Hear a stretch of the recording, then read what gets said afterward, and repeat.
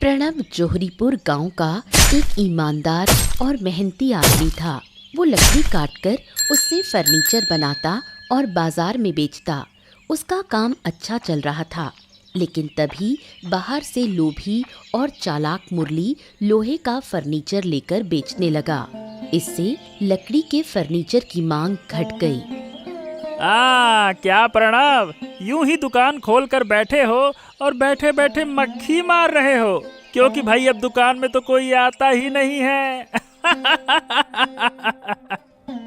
मेरा नुकसान करके तू अपनी दुकान चला रहा है और अब मेरा मजाक भी उड़ा रहा है।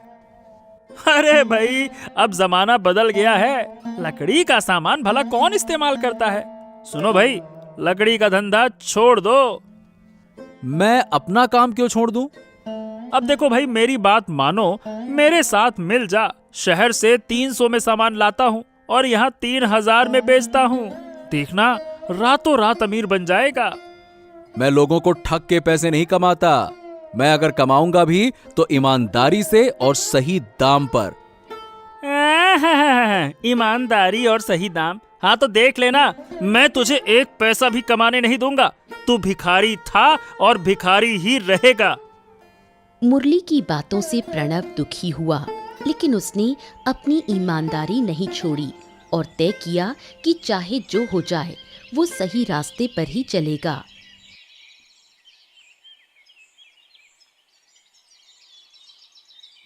प्रणव की पत्नी आस्था उसे बहुत मानती थी और उसके हर फैसले को स्वीकार करती थी। व्यापार में नुकसान होने पर वो प्रणव को दिलासा देती है।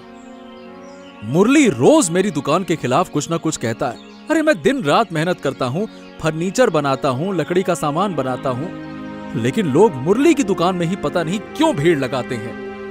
नुकसान फायदा तो व्यापार का हिस्सा है। घबराओ मत, ये समय भी निकल जाएगा। तुम्हारा काम फिर से चलेगा। कितनी बार झूठी तसल्ली दोगी? मुरली कह रहा था कि मैं भी उसके साथ मिलकर महंगे दामों पर सामान बेचूं, लेकिन मैंने मना कर दिया। तुमने बिल्कुल सही किया। लोगों को धोखा देकर पैसे कमाना सही नहीं है। तुम अपनी ईमानदारी पर डटे रहो। एक दिन तुम्हें उसका इनाम जरूर मिलेगा। हाँ, मैं कुछ महीने और कोशिश करूंगा। अगर तब भी कुछ नहीं हुआ तो इस गांव को छोड़ देंगे। प्रणव के उदास होने पर आस्था उसे दिलासा देती है, लेकिन अंदर ही अंदर वो भी भविष्य को लेकर बहुत चिंतित होती है। पीतांबर गांव का किराना दुकानदार था। वो गुस्सैल और लालची, हमेशा सामान की असली कीमत से ज्यादा पैसे लेता था। उसका मुरली से बहुत अच्छा रिश्ता था। गांव वाले उसे पसंद नहीं करते थे, लेकिन उससे उसे फर्क नहीं पड़ता। पीतांबर काका, कुछ सामान चाहिए था।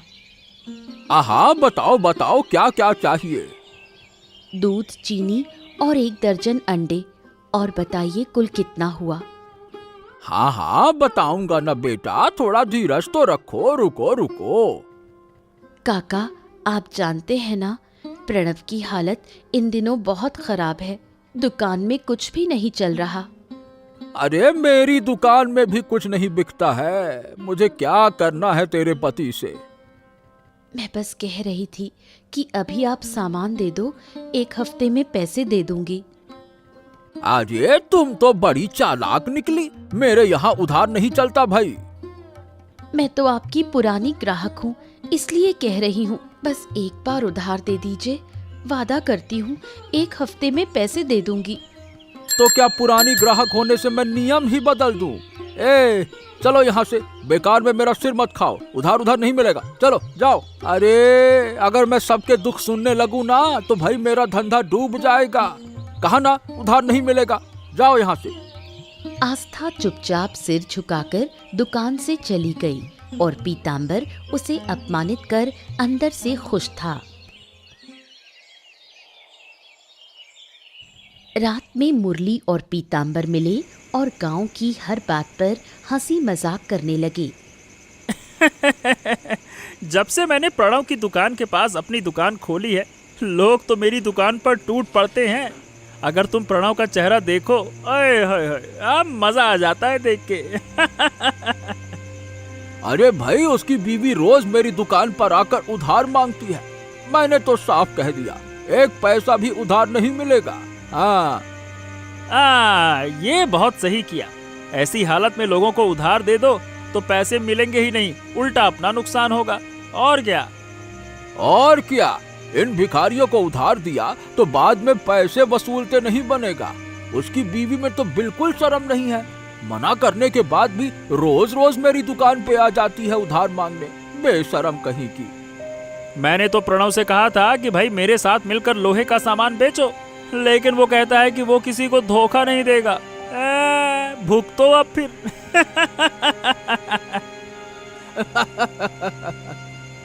उन्हें गांव की हर छोटी बड़ी बात पता होती थी। दोनों मिलकर प्रणव की गरीबी और ईमानदारी का मजाक उड़ाते हैं और उसे नीचा दिखाने में लगे रहते हैं।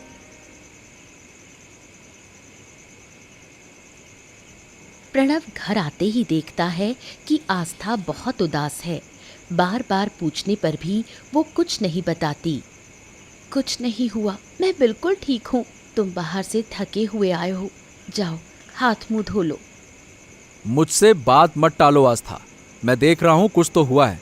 रोज तुम हंसते हुए बात करती हो, आज क्या बात है बताओ। आस्था शुरू में कुछ नहीं बताना चाहती थी, लेकिन प्रणव के बार बार पूछने पर वो मजबूर हो जाती है। वो बताती है कि पीताम्बर ने कैसे उसे अपमानित किया और उधार देने से मना कर दिया। अरे इतने सालों से हम उसी दुकान से सामान लेते आए हैं, वो भी हमारा पड़ोसी है, फिर ऐसा बर्ताव क्यों? दुनिया में बिना पैसे के कोई इज्जत नहीं, पैसा ही सब कुछ है। ओहो, मैं कल ही जाऊंगा उस पीताम्बर के पास में और पूछूंगा किसने उसे इतनी हिम्मत दी कि वो तुम्हारे साथ ऐसा सुलूक करे। मैं देखता हूँ उसे, बुढ़ा खूसट कहीं का। नहीं, तुम कुछ मत कहना, बस अपने काम में लगे रहो। एक दिन हम भी सफल होंगे और उसी सफलता से हर अपमान का जवाब देंगे। आस्था की बात सुनकर प्रणव को प्रेरणा मिलती है और वो तय करता है कि जब तक वो इस अपमान का जवाब नहीं दे देता, आस्था पीताम्बर की दुकान पर नहीं जाएगी। प्रणव लकड़ी काटने जंगल में जाता है। काटते काटते वो थक जाता है, इसलिए एक पेड़ के नीचे बैठकर आराम करने लगता है। तभी वो पेड़ के पास से कुछ चूं चूं की आवाज सुनता है। चू, चू, चू। ये कैसी आवाज है? ऐसा लग रहा है जैसे कोई पक्षी या फिर कुछ तो चिल्ला रहा है, लेकिन आवाज आ कहां से रही है? प्रणव उठकर इधर उधर देखने लगता है।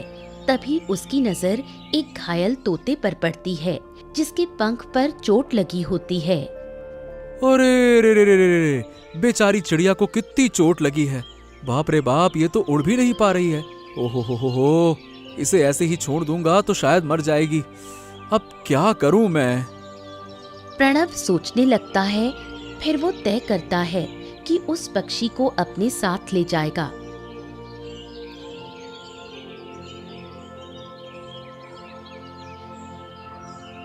वो तोते को घर ले आता है।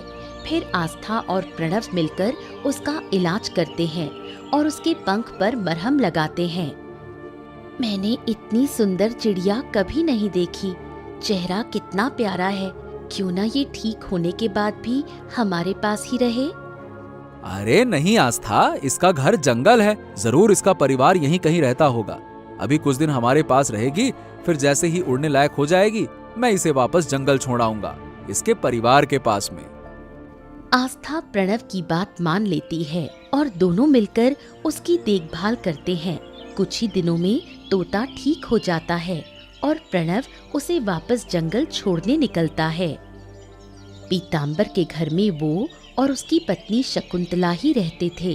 पीताम्बर जितना बेईमान था, शकुंतला उतनी ही ईमानदार और सच्ची। इस कारण दोनों में अक्सर झगड़े होते थे। अरे भाग्यवान, मुझे समझ में नहीं आता कि तुम्हें मुरली से इतनी दिक्कत क्यों है। उसने तुम्हारा क्या बिगाड़ दिया है, बताओ। उसने मेरा कुछ नहीं बिगाड़ा, लेकिन उसकी संगत से तुम्हारे अंदर बुरी आदतें आ रही हैं। क्या? अरे भाई, कौन सी बुरी आदतें हैं? गांव वाले कहते हैं कि तुम अब बहुत गुस्सैल और रूखे हो गए हो। पहले सबके साथ अच्छे से बात करते थे, अब बस मुरली को छोड़कर सब पर चिल्लाते हो। मैं मेहनत से कमाकर इज्जत से जीता हूँ, तो गुस्सा करूँ या ना करूँ ये मेरा हक है, समझी? भूल मत जाना, यही गांव वाले तुम्हारी दुकान से सामान लेते हैं, इन्हीं की बदौलत हमारा घर चलता है। भूल गए कैसे 18 साल पहले हम सब कुछ छोड़कर यहाँ आए थे। मुझे मेरा अतीत याद मत दिलाओ। जैसे तुम मुझसे मुरली से दूर रहने को कहती हो, वैसे ही तुम भी प्रणव की बीवी आस्था से दूर रहो, समझी? आस्था और प्रणव मुरली जैसे धूर्त नहीं है, उनके साथ रहकर मैंने कभी कोई गलत काम नहीं किया। और ऐसे ही हर दिन की तरह उनका झगड़ा शुरू हो जाता है। गांव वालों के लिए ये रोज का मामला था, इसलिए कोई उन्हें रोकने नहीं आता। प्रणव तोते को जंगल में छोड़ने आता है, तभी पहली बार वो तोता बोल उठता है। प्रणव हैरान रह जाता है। तुम बोल सकते हो? हाँ, मैं बोल सकता हूँ, और सिर्फ इतना ही नहीं, मैं इंसानों का भूत और भविष्य भी देख सकता हूँ। क्या? लेकिन कैसे? क्या तुम्हारे पास कोई जादुई ताकत है? और तुमने मुझे पहले क्यों नहीं बताया?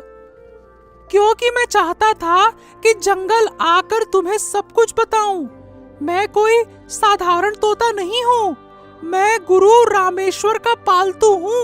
उनके कहने पर पास के गांव जा रहा था, लेकिन एक तूफान में घायल हो गया।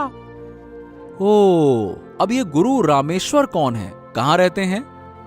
वो इसी जंगल के आखिरी छोर पर रहते हैं। वो दुखी लोगों की मदद करते हैं और अंधकार में उजाला लाते हैं। तुम बहुत नेक और दयालु हो। मैं इतने सालों से जंगल आ रहा हूँ, लेकिन कभी पता नहीं चला कि यहाँ कोई ऐसा महान व्यक्ति रहता है। वो सबको नहीं मिलते, सिर्फ जिसे चाहते हैं उसी को दिखते हैं। तुम सच्चे और ईमानदार हो। तुमने मुझे कैद नहीं किया, इसीलिए मैं तुम्हें इनाम देना चाहता हूँ। हाँ ठीक है, लेकिन मुझे कोई इनाम नहीं चाहिए। देखो, मैंने जो किया वो मैंने दिल से किया। मैं तुम्हारी सारी समस्याएं जानता हूँ और उसका हल भी। हाँ, चलो मेरे साथ। फिर तोता उड़ता है और गुरु रामेश्वर की ओर ले जाता है। प्रणव उसके पीछे चलता है। पीतांबर मुरली को घर में हुए झगड़े की बात बताता है।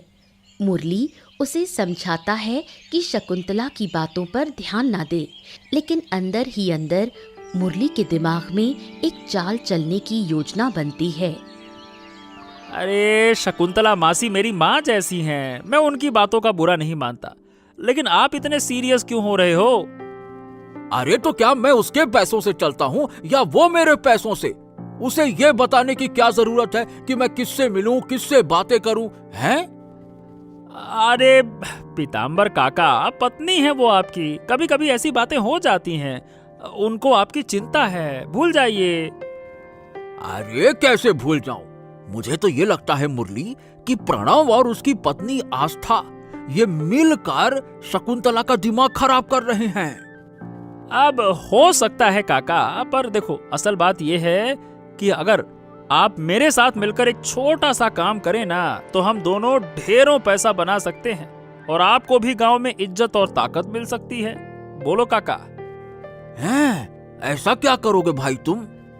आप मेरे व्यापार में थोड़ा सा पैसा लगाइए, कुछ ही दिनों में इतना मुनाफा होगा ना जितना आपकी दुकान से महीनों में नहीं होता है। पीतांबर मुरली पर इतना भरोसा करता था कि उसने एक बार भी सोचे बिना अपने पैसे उसके व्यापार में लगा दिए। तोते का पीछा करते हुए प्रणव जंगल के आखिरी छोर पर पहुंचता है, जहां गुरु रामेश्वर रहते हैं। वो तोते को शंभू कहकर पुकारते हैं। शंभू को देखकर गुरु बहुत खुश हो जाते हैं।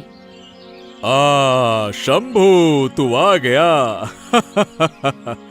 अरे भाई, हम तो तुम्हारी चिंता में पागल हो गए थे। तू था कहाँ और ये लड़का कौन है? जिस रात आपने मुझे भेजा था ना, उसी रात तूफान में मैं गिर गया और घायल हो गया।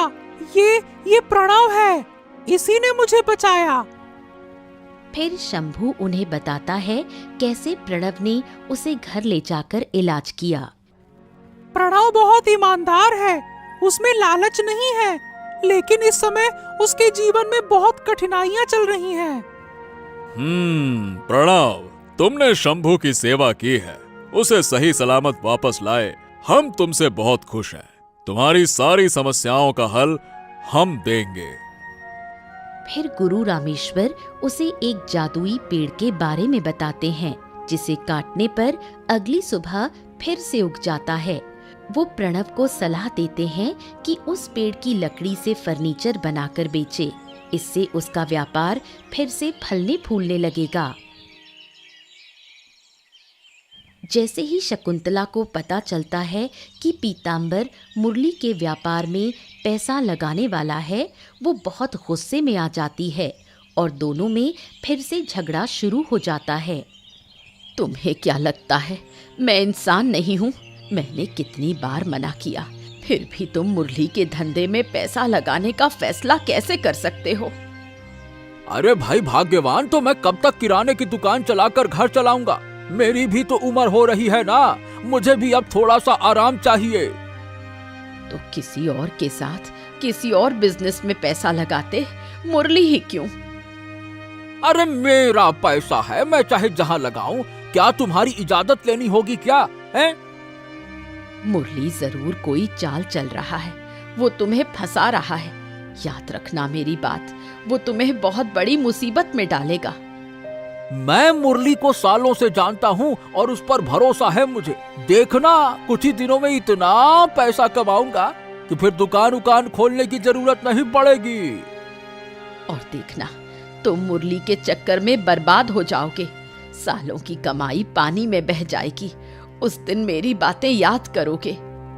दोनों में बहस होती रहती है, लेकिन पीताम्बर किसी हालत में शकुंतला की बात नहीं मानता। आखिर में थककर शकुंतला भी समझाना छोड़ देती है। कुछ महीनों बाद प्रणव गुरु रामेश्वर के कहे अनुसार उस जादुई पेड़ की लकड़ी से फर्नीचर और सजावट की चीजें बनाने लगता है। वो सब चीजें सोने की तरह चमकती हैं और लोग फिर से उसकी दुकान पर आने लगते हैं। मुरली की दुकान खाली पड़ी रहती है। ये देख पीताम्बर मुरली पर गुस्सा हो जाता है। अरे मैंने तुम पर आंख बंद करके भरोसा किया था, अब तो लगता है कि मुझसे बहुत बड़ी गलती हो गई। मैंने तुम्हें कितना पैसा दिया और अब कोई खरीदार नहीं, सब लोग प्रणव की दुकान पर जा रहे हैं। अरे काका, इस चीज से तो मैं खुद परेशान हूँ। जरूर कुछ न कुछ गड़बड़ है। कल तक कोई प्रणव की दुकान में देखता तक नहीं था, अब वो फिर से चलने लगी अचानक से, जैसे रातों रात कोई चमत्कार हो गया हो। देखो, मैंने मेरी बीवी से झगड़ा करके तुम्हारे साथ पार्टनरशिप की थी। अगर नुकसान हुआ ना तो शकुंतला का मुंह कैसे देखूंगा? ओहो, इतना परेशान क्यों हो रहे हो? अभी बिक्री कम है, लेकिन फिर बढ़ेगी ना। अब बस वो प्रणव, ये प्रणव ही एक दिक्कत है। अरे अगर ऐसा ही चलता रहा तो प्रणव तो सारे ग्राहक ले जाएगा। हम यहाँ मक्खी मारते बैठे रहेंगे। हमें कुछ करना होगा मुरली। हाँ वही तो, मैं ऐसे हार मानने वालों में तो नहीं हूँ, और जीतने के लिए तो मैं कुछ भी कर सकता हूँ। प्रणव अगर मेरी राह में आ रहा है तो सीधी बात है, उसे हटाना होगा। अब आप देखिए कि मैं क्या करता हूँ। मुरली जलन में जलने लगता है और प्रणव को नुकसान पहुंचाने की योजना बनाने लगता है।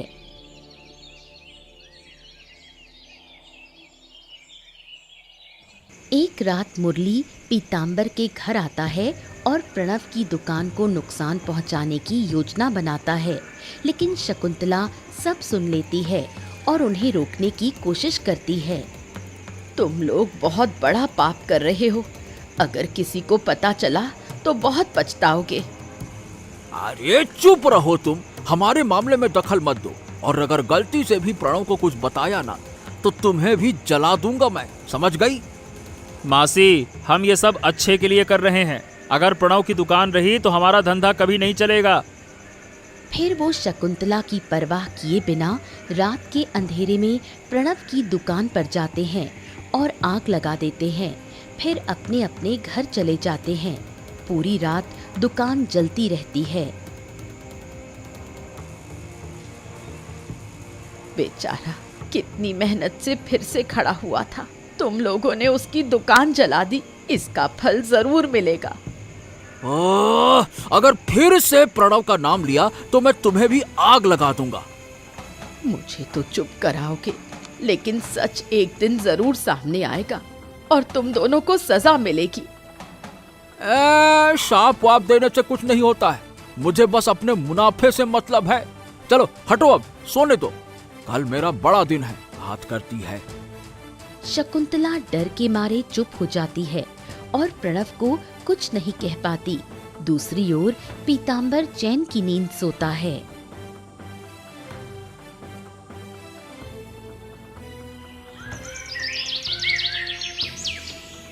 अगले दिन जब प्रणव अपनी दुकान जलती हुई देखता है तो सदमे में बैठ जाता है। आस्था भी रोने लगती है।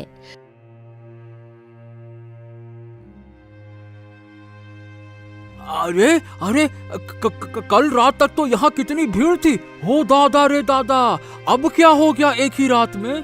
के प्रणव, क्या हो गया? हाँ रे प्रणव, ये क्या हो गया? आग कैसे लग गई? मुझे कुछ नहीं पता। सुबह लोगों ने कहा दुकान जल रही है, तब आकर देखा तो ये हाल है। बड़ी मुश्किल से तो फिर से हम खुश रहने लगे थे, अब फिर से सब खत्म। अब मत रो बहू, मत रो। जो किस्मत में नहीं है उसके लिए रोने से क्या फायदा। समय के साथ सब ठीक हो जाएगा। अरे दुकान में 57,000 रुपए का सामान था, दिन रात मेहनत करके बनाया था, सब राख हो गया। अब क्या करूं मैं? अरे प्रणव भाई, अब क्या करोगे? ऊपर वाले पर भरोसा रखो, कोई ना कोई रास्ता जरूर मिलेगा। हम सब तुम्हारे साथ हैं ना भाई। शांत हो जाओ, शांत हो जाओ। हाँ हाँ, हम सब तुम्हारे साथ हैं। मेरे से टक्कर लेने आया था, अब घूम घूम कर भीख मांग। जीत आखिरकार मेरी ही हुई। अब तो लगता है कि गांव छोड़ना ही पड़ेगा। सारी मेहनत मिट्टी में मिल गई। हाँ, अब गांव में रहकर कुछ फायदा नहीं, कहीं और जाकर नई जिंदगी शुरू करो। और क्या कहें। मुरली की बातें सुनकर प्रणव टूट जाता है और गांव छोड़ने का सोचता है। ये देखकर मुरली और पीतांबर बहुत खुश होते हैं। सोचते हैं कि अब कोई रोकने वाला नहीं रहेगा। गांव छोड़कर जाने से पहले प्रणव आखिरी बार गुरु रामेश्वर से मिलने जाता है। जंगल में जाते हुए उसकी फिर से उस तोता पंछी शंभू से मुलाकात होती है। प्रणव उससे कहता है कि वो गांव छोड़कर हमेशा के लिए जा रहा है। तब तोता पंछी कारण पूछता है और प्रणव रोते हुए सारी घटना बताता है। मुझे लगता है तुम्हारी दुकान की इस हानि के पीछे किसी का हाथ है। कोई जानबूझकर तुम्हें नुकसान पहुंचाना चाहता है। लेकिन मेरी किसी से क्या दुश्मनी, तो फिर कोई मुझसे ऐसा क्यों करेगा? रुक जाओ, मैं सब देखता हूँ। फिर तोता पंछी अपनी आंखें बंद करता है और सब कुछ देखता है। वो देखता है मुरली और पीतांबर मिलकर प्रणव की दुकान में आग लगा रहे हैं और ये देखकर वो प्रणव को ये बात बताता है। सुनकर प्रणव अपने कानों पर विश्वास नहीं कर पाता। हाँ, मुरली और पीतांबर काका, मैंने तो कभी उनके साथ कोई गलत काम नहीं किया, न उनको कोई नुकसान पहुंचाया, तो फिर उन्होंने मेरे साथ ऐसा क्यों किया? इसका जवाब गुरु रामेश्वर ही दे पाएंगे। तुम चलो मेरे साथ, हम उनके पास चलते हैं। चलो। तोता पंछी फिर प्रणव को गुरु रामेश्वर के पास ले जाता है। वहाँ प्रणव और तोता पंछी सब कुछ विस्तार से बताते हैं। जब से तुमने मेरी सलाह मानकर उस मायावी पेड़ से लकड़ी काटकर सामान बनाना शुरू किया है, तब से तुम्हारे दुकान की आमदनी बढ़ी है। लेकिन मुरली और पीतांबर को नुकसान हुआ है, इसीलिए वो जलन में आकर तुम्हें इतना बड़ा नुकसान पहुंचा रहे हैं। ओ, ये बात है। तो अब मुझे क्या करना चाहिए बाबा? उन्होंने जो किया, अगर उन्हें सजा नहीं मिली तो वो सुधरेंगे नहीं। उन्हें सजा दो, नहीं तो भविष्य में वो फिर से तुम्हें नुकसान पहुंचाएंगे। गुरु रामेश्वर की बात सुनकर प्रणव पुलिस के पास भागता है, लेकिन पुलिस साक्ष्य या गवाही तलाशने लगती है। फिर प्रणव पुलिस को पीताम्बर के घर ले जाता है। पुलिस के आने पर पीताम्बर सारी बातों को झूठा कहता है। मेरे पास एक मायावी तोता पंछी है जो सब देखता है और वो सब जानता है। उसने मुझे बताया कि तुम और मुरली दोनों ने मिलकर मेरी दुकान को जलाया। अब चुपचाप अपनी गलती स्वीकार करो। अरे तुम्हारा दिमाग खराब हो गया है क्या? पगला वगला गए हो क्या? झूठी कहानी बनाकर ये फालतू के पंछी पर विश्वास करके मुझे फंसाने की कोशिश कर रहे हो। दरोगा साहब, ये तो निश्चय ही उसने खुद अपनी दुकान में आग लगाई होगी ताकि हमको फंसाकर हमारा नुकसान कर सके। ये सब सुनकर शकुंतला गुस्से में खुद को रोक नहीं पाती। फिर वो पुलिस के सामने सच्चाई कह देती है और कैसे पीताम्बर और मुरली उसे धमकाते थे, बाल कटवाने को मजबूर करते थे, ये भी बताती है। मुझे प्रणव, मुझे माफ कर दो। सब जानने के बाद भी मैं अपनी जान के डर से कुछ नहीं कह पाई, पर विश्वास करो, मैंने रोकने की बहुत कोशिश की थी। शकुंतला की गवाही के आधार पर मुरली और पीताम्बर को कारावास की सजा मिलती है और मुरली की दुकान प्रणव को सौंप दी जाती है। वहाँ वो फिर से उस मायावी पेड़ की लकड़ी से सामान बनाकर बेचने लगा। कुछ वर्षों बाद जेल में पीताम्बर की मृत्यु हो गई। तोता पंछी की मदद और गुरु रामेश्वर की कृपा से प्रणव के चारों ओर सुख शांति और समृद्धि लौट आई। शकुंतला अब प्रणव और आस्था के साथ मिलकर शांति से जीवन बिताती है।